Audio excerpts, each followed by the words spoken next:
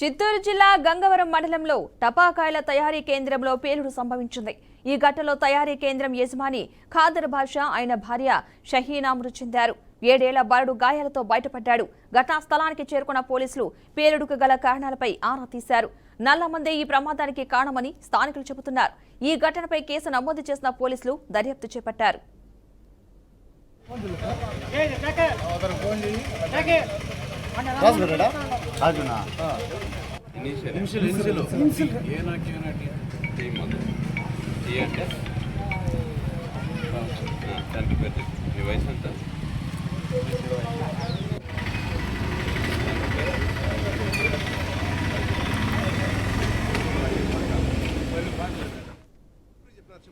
తప్పేం లేదు. నేను భయపడే పని ఏం లే. 3 సంవత్సరాలు రైతులు ఫోన్ చేసి అడిగింది.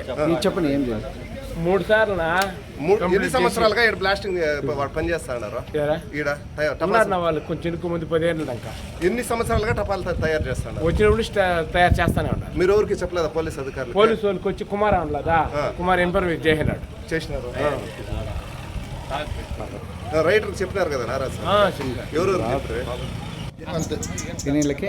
8:30-9 గంటల మధ్యలో ఏం చెప్తున్నారు?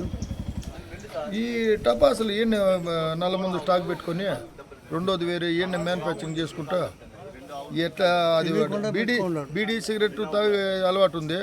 అదైతే తాగినారు, దానికి తెలియకుండా వేసినారు, అది అట్లే ఫైర్ అయిపోయింది. ఎవరు?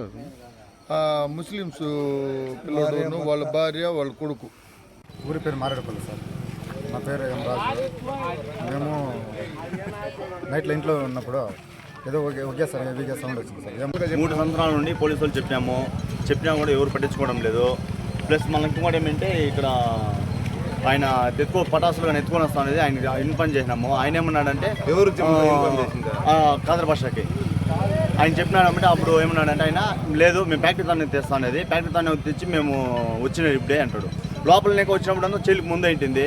ఆయన అర్థం కాకుండా మళ్ళాకేమంటాడు, మేము ఫ్యాక్టరీ దానికి వచ్చినాం మాకు ఇన్ఫర్మేషన్ ఇస్తాడు.